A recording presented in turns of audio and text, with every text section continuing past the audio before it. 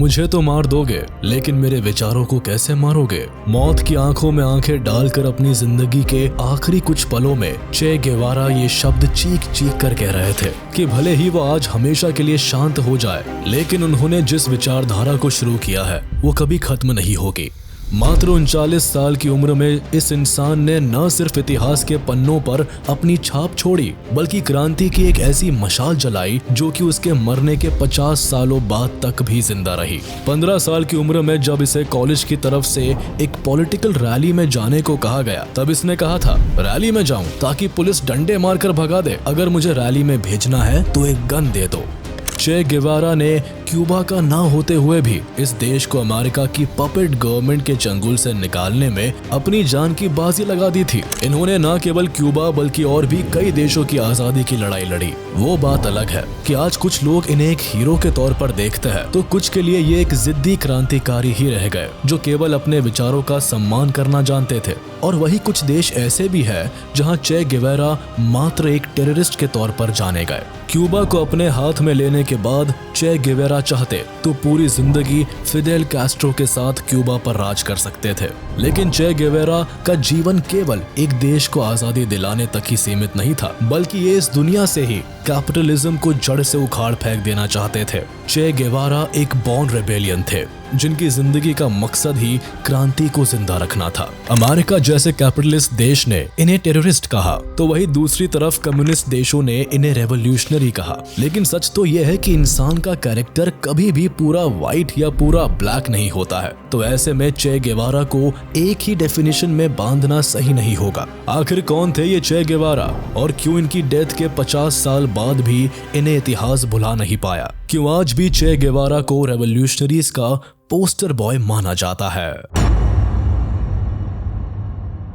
चे गेवारा हमेशा से चे गेवारा के नाम से नहीं जाने जाते थे, बल्कि इनका असली नाम अर्नेस्टो राफेल गेवारा था, जो इन्हें इनके जन्म से ही मिला था। चे का जन्म रोसारियो, अर्जेंटीना में अर्नेस्टो गेवारा लिंच और सीलिया डे ला सेर्ना वायलोसा के घर 14 जून 1928 को हुआ, जहां 5 बच्चों में ये घर के सबसे बड़े लड़के थे। इनका परिवार एक अपर मिडिल क्लास फैमिली में काउंट किया जाता था, जिस वजह से चे को कभी भी पैसों की कोई कमी नहीं झेलनी पड़ी। कहने को इनका जन्म अर्जेंटीना में हुआ था, लेकिन इनके एंसेस्टर्स आयरलैंड के थे, जिस वजह से बचपन से ही चे ने अपनी दादी से आयरलैंड की कई कहानियां सुनी और बड़े होते होते चे ने आयरलैंड के बारे में इतना पढ़ा कि इन्हें वहां न रहते हुए भी वहां के बारे में छोटी से छोटी खबर रहती थी। यही नहीं, चे को छोटे से ही पढ़ने का काफी शौक था, जिस वजह से इन्होंने अपने घर की हर एक किताब को पढ़ डाला था। इनके घर में 3000 बुक्स की एक लाइब्रेरी थी, जहां चे अपना आधे से ज्यादा समय बिताते। चे को पढ़ने के साथ साथ कई साइंटिफिक एक्सपेरिमेंट्स करने में भी काफी इंटरेस्ट था। इन्होंने अपने ही घर के गैराज में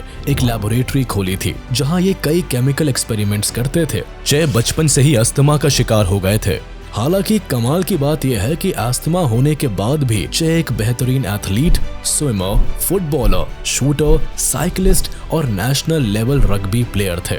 यही नहीं, 12 साल की उम्र तक चे ने अपने फादर से कमाल का चेस खेलना भी सीख लिया था।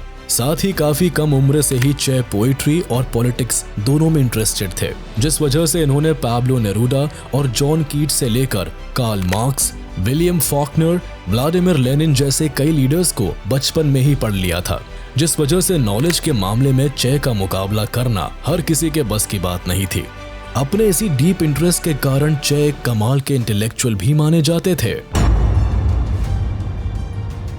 1948 में चे ने यूनिवर्सिटी ऑफ ब्यूनो एरीज में मेडिकल की पढ़ाई करने के लिए एडमिशन लिया और यहीं से चे के दिल में दुनिया को एक्सप्लोर करने का आइडिया भी आया, जिस वजह से इन्होंने अपनी इसी पढ़ाई के साथ साथ दुनिया के 2 टूर किए, जिन्होंने चे की दुनिया को देखने के नजरिए को पूरी तरह से बदल कर रख दिया। इन्होंने अपना पहला सफर नदर्न अर्जेंटीना के रूरल प्रोविंसेस तक तय किया, जो करीब 4500 किलोमीटर का था। हैरानी की बात यह है कि चे ने इस सफर को अकेले ही एक छोटे इंजन लगे बाइसिकल की मदद से पूरा किया था। अपने फर्स्ट एक्सपेडिशन के बाद चे ने अर्जेंटीना में कुछ समय के लिए एक मेडिकल असिस्टेंट के तौर पर भी काम किया और फिर कुछ सालों के बाद ही दोबारा पूरे 8 महीनों के लिए अपने दूसरे और सबसे यादगार सफर पर निकल गए। यही ट्रिप चे की जिंदगी का सबसे बड़ा टर्निंग पॉइंट साबित हुआ। इस ट्रिप पर वो अपने दोस्त अल्बर्टो ग्रेनाडो के साथ 1952 में 8000 माइल्स की मोटरसाइकिल जर्नी पर निकले और फिर उनकी जिंदगी और उनकी सोच हमेशा हमेशा के लिए बदल गई। अपनी पूरी जर्नी के दौरान चे ने कई देश, शहर और गांव घूमे। हर जगह इन्हें कई चीजें जानने और सीखने को मिली, लेकिन एक चीज जिसे इन्हें अंदर तक झकझोर के रख दिया वो थी पेजेंट्स, फार्मर्स और पुअर्स की कंडीशन। इन्होंने लोगों को चंद पैसों के लिए घंटों कड़ी धूप में काम करने के बाद भी बिना किसी चादर के सोता देखा। सड़कों पर भूख से रोते बिलखते बच्चे और बूढ़े देखे। इन्होंने देखा कि कैसे कैपिटलिज्म के चलते अमीर और अमीर होते जा रहे हैं और गरीब होते जा रहे हैं। चे अपनी पूरी जर्नी के दौरान अपने साथ एक डायरी भी रखता और जगह जगह तारीख और समय के साथ उसमें अपने एक्सपीरियंसेस के बारे में लिखता जाता। बाद में चे के इन्हीं सारे एक्सपीरियंसेस को द मोटरसाइकिल डायरीज के नाम की एक किताब का नाम मिला, जो बाद में न्यूयॉर्क टाइम्स की बेस्ट सेलर भी रही है। साल 2004 में सेम इसी नाम से एक फिल्म भी बनी जिसमें चे की पूरी मोटरसाइकिल जर्नी को दिखाया गया है। इस जर्नी के बाद ही चे ने पॉलिटिक्स और रेवोल्यूशंस में एक्टिव रहना शुरू कर दिया था। इनके इस सफर ने इन्हें इतना बदल दिया कि एक रिच फैमिली से होने के बाद भी चे ने अपनी पूरी जिंदगी गरीबों के लिए काम करने में निकाल दी। इस मोटरसाइकिल जर्नी के दौरान चे ने जब लैटिन अमेरिकन देशों में गरीबी और बदहाली से परेशान जनता का ऑपरेशन देखा तो चे एक नए नाम चे गेवेरा और एक नई सोच के साथ वापस आया। इस बार जो गेवेरा लौट कर आया था उसने कैपिटलिज्म के खिलाफ क्रांति छेड़ दी थी। चे ने अपने रेवोल्यूशंस की शुरुआत ग्वाटेमाला से 1953 में की। उस समय यहाँ के प्रेसिडेंट जैकोबो आर्बेंस थे, जो सोसाइटी में सोशल इकोनॉमिक डिफरेंस को ठीक करने के लिए काम कर रहे थे। लेकिन उस समय कैपिटलिज्म को सपोर्ट करने वाले अमेरिका को आर्बेंस का ये सोशल रेवोल्यूशन कुछ खास रास नहीं आया, जिस वजह से अमेरिका ने डिसाइड किया कि वो आर्बेंस की सरकार को ग्वाटेमाला से जड़ से खत्म कर देंगे। और कुछ सालों के बाद हुआ भी कुछ ऐसा ही। अमेरिका ने CIA की मदद से आर्बेंस को अपने पद से इस्तीफा देने पर मजबूर कर दिया और ग्वाटेमाला में अपनी मिलिट्री को तैनात कर दिया। इस वक्त तक चे अमेरिका के हर स्टेप को क्लोजली फॉलो कर रहे थे और ग्वाटेमाला में अमेरिका के इस तख्ता पलट से काफी नाराज थे। चे समझ गए थे कि अमेरिका आने वाले समय में भी हर प्रोग्रेसिव लेफ्टिस्ट गवर्नमेंट्स को अपोज करेगा, जिस वजह से चे ने वर्ल्ड वाइड रेवोल्यूशंस के लिए कई प्लान्स बनाने शुरू कर दिए। और इस रेवोल्यूशन की शुरुआत ग्वाटेमाला से हुई, जहां अमेरिका को सबक सिखाने के लिए चे ने कई रेबेलियन ग्रुप्स को ज्वाइन किया जो आर्बेंस की सरकार को हटाए जाने से खफा थे। लेकिन उस समय एक पावरफुल ग्रुप का हिस्सा ना होने के कारण आखिरी में चे को ग्वाटेमाला से अलविदा कहना पड़ा। वैसे ग्वाटेमाला ही वो जगह थी जहां अर्नेस्टो राफेल गेवेरा को चे गेवेरा का नाम मिला। ग्वाटेमाला के रेवोल्यूशन में असफलता मिलने के बाद 1954 में चे ने मेक्सिको जाने का फैसला लिया और एक जनरल हॉस्पिटल के एलर्जी सेक्शन में डॉक्टर के तौर पर काम करने लगा। लेकिन यहाँ भी चे ज्यादा वक्त तक अपनी किस्मत से भाग नहीं पाए और कुछ ही समय में उनकी मुलाकात क्यूबन ब्रदर्स फिडेल और राउल कैस्ट्रो से हुई, जो क्यूबा से अमेरिका की कठपुतली सरकार को उखाड़ फेंकने पर काम कर रहे थे। दरअसल क्यूबा में उन दिनों फुल्जेंशियो बटिस्टा का राज था, जो क्यूबा के मिलिट्री डिक्टेटर और अमेरिका की कठपुतली थे, जिसके खिलाफ फिडेल कैस्ट्रो ने जंग छेड़ रखी थी। क्यूबा की इंडिपेंडेंस के बाद से ही अमेरिका क्यूबा पर अपने कंट्रोल के लिए क्यूबा की सरकार को फंड करती और इनडायरेक्टली क्यूबा पर अपना राज बनाए रखती है। बटिस्टा की सरकार सिर्फ अमेरिका को खुश रखने की कोशिश में लगी रहती थी। देश की हालत खराब थी और चारों तरफ गरीबी और बदहाली के हालात थे। देश में चारों तरफ भ्रष्टाचार का माहौल बना हुआ था। ऐसे में फिडेल कैस्ट्रो एक ऐसे शख्स थे जो अमेरिका की फुल्जेंशियो बटिस्टा सरकार के खिलाफ खड़े हो गए और देश भर में बगावत कर दी। धीरे धीरे पूरे क्यूबा के मिडिल क्लास लोग उनके साथ आ खड़े हुए। वो सालों से क्यूबा में कम्युनिज्म को स्थापित करने के लिए लड़ रहे थे, लेकिन उन्हें तब तक कुछ सफलता नहीं मिल पाई थी। फिर जून 1955 में फिडेल की मेक्सिको सिटी में चे गेवारा से मुलाकात हुई, जहां दोनों ने एक साथ मिलकर क्यूबा से बटिस्टा की डिक्टेटरशिप को खत्म करने के लिए दोस्ती कर ली। इसके बाद चे अपने वेपनाइज्ड रेवोल्यूशन के कॉन्सेप्ट के साथ क्यूबा में दाखिल हो गए। फिडेल कैस्ट्रो चे गेवारा के आइडियाज और सोच से इतने प्रभावित हुए कि उन्होंने बिना कुछ सोचे चे को अपने 26 ऑफ जुलाई मूवमेंट का मेंबर बना लिया। इस मूवमेंट के तहत फिडेल कैस्ट्रो, उनके भाई और कुछ 82 वेपनाइज्ड रेवोल्यूशनरीज का एक ग्रुप क्यूबा की बटिस्टा सरकार को ओवरथ्रोन करने की कोशिश करता है, जिसे खुद चे और फिडेल ने मिलकर ट्रेन किया था। चे इस मूवमेंट के दौरान कॉम्बैट मेडिसिन बनाने और मिलिट्री ट्रेनिंग देने का काम करते थे, जिसमें mainly hit and run guerrilla warfare को अपना मेन फोकस बनाया जाता था। ट्रेनिंग में अपनी पूरी जान लगा देने के बाद फाइनली कैस्ट्रो एंड चे ने क्यूबा में चुपचाप घुसने के लिए एक ग्रैंडमा नाम की पुरानी और लीक्ड कैबिन क्रूजर का इस्तेमाल किया। लेकिन इससे पहले चे और कैस्ट्रो का ग्रुप क्यूबा में लैंड करता, बटिस्टा सरकार को इनके इन्वेजन के बारे में पता चल गया और उन्होंने बुरी तरह से 26 ऑफ जुलाई मूवमेंट को खत्म कर दिया। बटिस्टा की आर्मी के आगे चे और कैस्ट्रो के 82 लोगों की टीम कमजोर पड़ गई और ऑलमोस्ट सारे लोग मारे गए। बचे हुए लोगों में चे भी शामिल थे, जो भागकर सिएरा माएस्ट्रा के माउंटेन्स में छिप गए। अब चे और फिडेल के पास एक ही विकल्प था, लोगों को गन थमाया जाए और हिंसक तरीके से क्यूबा में तख्ता पलट किया जाए। जुलाई मूवमेंट के बुरी तरह से फेल होने के बाद भी चे और कैस्ट्रो ने हार नहीं मानी और इस बार सिएरा माएस्ट्रा माउंटेन्स में अपनी एक नई फोर्स बनानी शुरू कर दी। इस बार तैयारी और लोग दोनों ही पहली बार से ज्यादा थी। यहाँ चे और कैस्ट्रो को लोकल लोगों का फुल सपोर्ट मिला। यहाँ के लोग चे और कैस्ट्रो के आइडिया से काफी प्रभावित थे। सिएरा माएस्ट्रा में रहने के दौरान चे नोटिस करता है कि वहाँ ना तो बच्चों के लिए एक भी स्कूल है, ना ही इलेक्ट्रिसिटी है और ना ही हेल्थ केयर की कोई फैसिलिटी है। साथ ही सिएरा माएस्ट्रा के 40% से भी ज्यादा अडल्ट्स इलिटरेट है। वॉर की तैयारी के साथ ही चे यहाँ ग्रेनेड्स बनाने के लिए कई फैक्ट्रीज को खोलता है।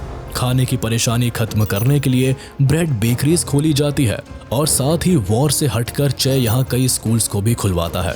यही नहीं, एक डॉक्टर होने के नाते चे का हेल्थ केयर पर भी पूरा फोकस होता है, जिस वजह से वो हेल्थ क्लिनिक्स ओपन करवाता है।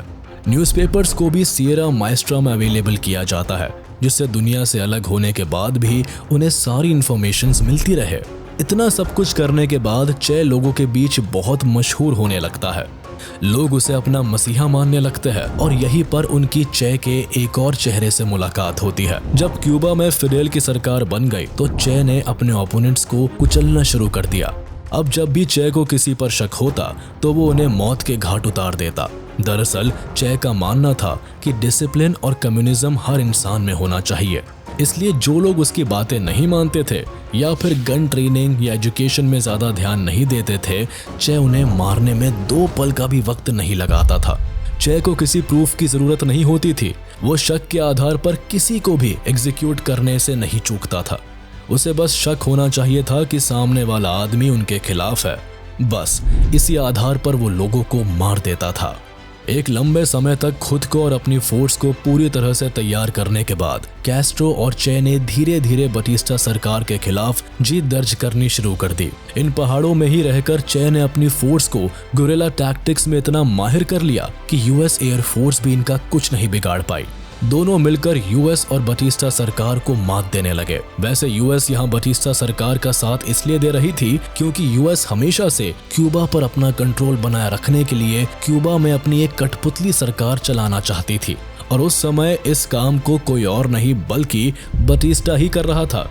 यूएस एयर फोर्स और बटिस्टा की पुअर मिलिट्री को लगातार चकमा देने के कारण कैस्ट्रो और चे लोकल्स में तेजी से पॉपुलर होने लगे और धीरे धीरे इनके साथ बहुत सारे लोग जुड़ने लगे। देखते ही देखते इन लोगों ने करीब 800 लोगों को खुद से जोड़ लिया था, जिसका रिजल्ट ये निकला कि जनवरी 1, 1959 को कैस्ट्रो ने क्यूबन मिलिट्री को सामने से चुनौती दी और एक बड़ी जीत हासिल की। कैस्ट्रो के क्यूबा में जीत के साथ ही अमेरिका ने भी अपने हाथ पीछे कर लिए और क्यूबा में फाइनली कैस्ट्रो का राज आ गया, जिसमें सबसे बड़ा हाथ किसी और का नहीं बल्कि चे का ही था। क्यूबा में सरकार बनने के साथ ही कैस्ट्रो ने खुद को क्यूबा का प्राइम मिनिस्टर घोषित कर दिया और चे को सेकंड इन कमांड बनाया गया। कुल मिलाकर सबसे ज्यादा जिम्मेदारी चे को ही सौंपी गई, जिसका मेन कारण कैस्ट्रो का चे की काबिलियत पर विश्वास था। लेकिन बरसों तक क्यूबा में कम्युनिस्ट सरकार लाने की कोशिश करने वाले चे को ये डर सताने लगा कि क्यूबा में अभी भी कैपिटलिस्ट को पूजने वाले लोग बाकी है और इसी सोच के साथ क्यूबा में दहशत फैलाने का काम भी शुरू हुआ। जनवरी 8, 1959 को हवेना में एंट्री के साथ ही चे को ला कबाना प्रिजन का कमांडर बनाया गया, जहां चे ने कैस्ट्रो सरकार के खिलाफ आवाज उठाने वाले हर शख्स को मौत के घाट उतार दिया। कुछ को जेल में सड़ने के लिए बंद कर दिया तो कुछ को टॉर्चर कर करके कैस्ट्रो के फेवर में कर दिया। कैस्ट्रो ने चे को वक्त के साथ और जिम्मेदारियां दी, जैसे बाद में उन्हें chief of the industrial department, president of the national bank of Cuba और president of minister of industry भी बनाया गया। यही नहीं, चे क्यूबा की ओर से एक कमाल के डिप्लोमेट का काम भी करते थे। ये दुनिया भर में क्यूबा का पॉइंट ऑफ व्यू खुल के रखते और एंटी कैपिटलिज्म को लेकर अपने आइडियाज दुनिया तक पहुंचाते। कई बार तो इन्होंने अमेरिका की फॉरेन पॉलिसीज को ही खुलकर क्रिटिसाइज किया। ये कैस्ट्रो की तरह ही अपने विचारों को सबसे ज्यादा इंपॉर्टेंस देते थे। चे गेवारा का मानना था कि देश के व्यक्ति को परफेक्ट होना चाहिए और वो परफेक्ट तभी हो सकता है जब वो पूरी तरह से कम्युनिज्म को मान ले और उसे समझ ले और अपने सारे कंडक्ट्स कम्युनिस्ट आइडियोलॉजी पर ही बेस्ड रखे। अगर लोग ऐसा नहीं करते तो वो परफेक्ट नहीं है और ना ही उन्हें क्यूबा में जीने का कोई अधिकार है। 1960s के दौरान क्यूबा में पहली बार क्यूबन कंसंट्रेशन कैंप बनाया गया था, जहां चे लोगों को न्यू मैन बनाने के लिए डाल दिया करता था। चे का मानना था कि कड़ी मेहनत करके इंसान एक मैन की तरह इवॉल्व हो सकता है और ये कंसंट्रेशन कैंप्स उन्हें सुधारने और रास्ते पर लाने के लिए है। इन कैंप्स में सैकड़ों एफ्रो क्यूबन प्रीस्ट को डाल दिया जाता था और उनसे जी तोड़ मेहनत करवाई जाती थी, जिससे कि वो एंटी कम्युनिस्ट मोरल्स को छोड़ दे और न्यू मैन की तरह इवॉल्व हो जाए। अपने समय में चे ने क्यूबा में कई रिफॉर्म्स किए, जिनमें सबसे ज्यादा फेमस अग्रेरियन रिफॉर्म्स को माना जाता है। इन्होंने सबसे पहले तो अमेरिका की सभी इंडस्ट्रीज को अपने अंडर में ले लिया और उनकी लैंड्स भी छीन ली गई और सभी इंडस्ट्रीज को भी नेशनलाइज कर दिया गया। प्राइवेटाइजेशन ऑलमोस्ट खत्म होता चला गया। यही नहीं, जिस तरह से चे ने सिएरा माएस्ट्रा में लिटरेसी पर ध्यान दिया था, ठीक उसी तरह क्यूबा में भी एजुकेशन पर इन्होंने काफी काम किया,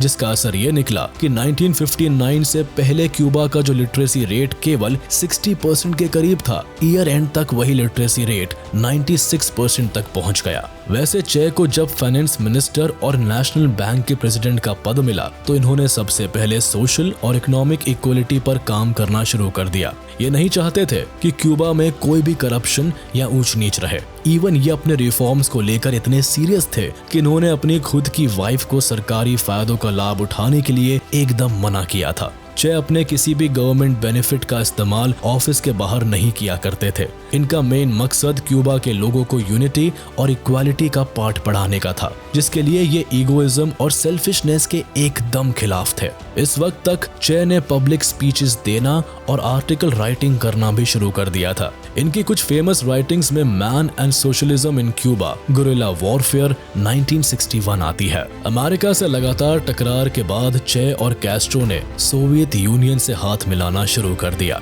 क्यूबा और सोवियत के रिलेशंस केवल ट्रेड पर बेस्ड नहीं थे, बल्कि दोनों के सरकार चलाने का तरीका भी सेम था। दोनों ही कम्युनिज्म के सपोर्ट में थे।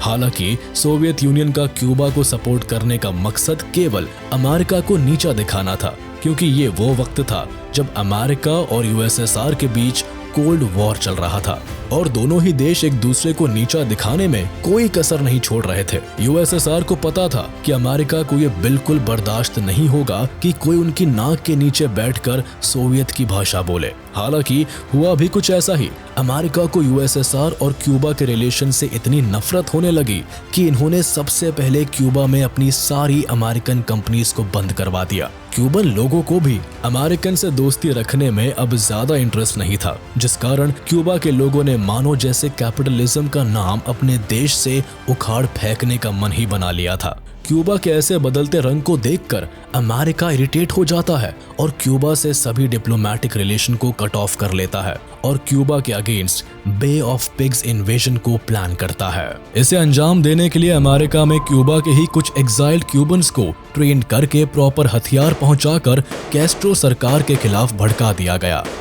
लेकिन कैस्ट्रो की मिलिट्री इतनी स्ट्रांग थी कि बे ऑफ पिग्स में अमेरिका की ये साजिश धरी की धरी रह गई और क्यूबा ने इस अटैक को बुरी तरह मात दे दिया। चूंकि इस अटैक में तो क्यूबा का कुछ नहीं बिगड़ा, लेकिन फिडेल कैस्ट्रो और चे गेवारा का गुस्सा काफी बढ़ गया। इसके बाद यूएसएसआर ने उन्हें क्यूबा में न्यूक्लियर मिसाइल इंस्टॉल करने की पेशकश की, जिसे चे और फिडेल दोनों ने एक्सेप्ट कर लिया। यहाँ यूएसएसआर ने क्यूबा और अमेरिका की दुश्मनी की आग पर अपनी रोटी सेकनी चाहिए। वहीं दूसरी ओर क्यूबा को लगा कि मिसाइल इंस्टॉल होने से अमेरिका अब दोबारा उन्हें तंग करने की हिम्मत नहीं करेगा, लेकिन इसका उल्टा हुआ। क्यूबा में हुए इस इंस्टॉलेशन के बाद विश्व के दो बड़े देश यूएसएसआर और यूएसए एक दूसरे के खिलाफ जंग के मैदान में उतर गए। माहौल इतना ज्यादा बिगड़ गया था कि किसी भी क्षण तीसरे विश्व युद्ध की संभावना हो सकती थी। इस टॉपिक पर हमने क्यूबन मिसाइल क्राइसिस नाम से एक अलग वीडियो भी बनाई है, जिसे आप चैनल पर जाकर देख सकते हैं। हालांकि दोनों देशों के प्रयासों और पीस मेकिंग थॉट्स के चलते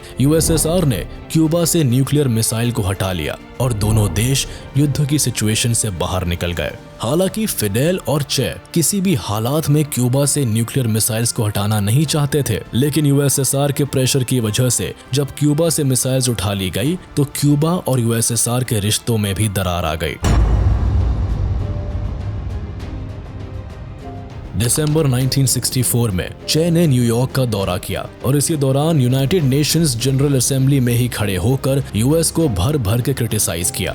चे अमेरिका के क्यूबा के पर्सनल अफेयर्स में इंटरफेरेंस और क्यूबन एयर स्पेस में निगरानी रखने को लेकर काफी नाराज थे, जो इस असेंबली में उन्होंने साफ तौर पर जाहिर भी किया।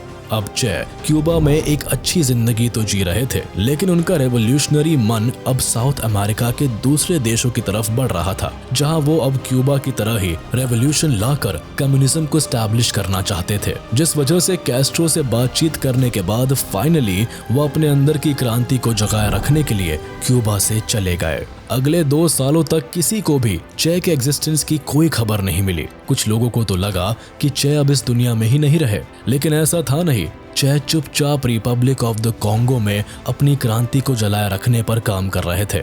यहाँ ये पैट्रिस लुमुम्बा बटालियन के साथ मिलकर एक सिविल वॉर का हिस्सा बन गए। लेकिन चे ने जब पैट्रिस की आर्मी का हाल देखा तो वो हैरान रह गए। दरअसल पैट्रिस के पास जो भी लोग सरकार के खिलाफ थे वो ना तो ट्रेंड थे और ना ही इनके पास कोई प्रॉपर प्लान था। हालांकि चे ने पैट्रिस की फोर्स को काफी ट्रेन भी किया, लेकिन एंड में रिजल्ट ये निकला कि चे को यहाँ से भी बचकर भागना पड़ा। चे का रेवोल्यूशन यहाँ पूरी तरह से फेल हो गया। कॉन्गो से भागने के बाद चे ने 1966 में बोलीविया में रेवोल्यूशन का प्लान बनाया और सांता क्रूज रीजन में सीक्रेटली एक गुरिल्ला ग्रुप को लीड करना शुरू कर दिया। शुरुआत में चे के इस ग्रुप को कुछ सक्सेस मिली भी, लेकिन बोलीविया की आर्मी काफी ज्यादा एडवांस और स्ट्रॉन्ग थी। साथ ही बोलीवियन सरकार का साथ यहाँ सीधे सीधे अमेरिका की CIA दे रही थी, जिस वजह से एक समय के बाद चे और उसके गुरिल्ला ग्रुप को लगातार बोलीवियन आर्मी से भागना पड़ा।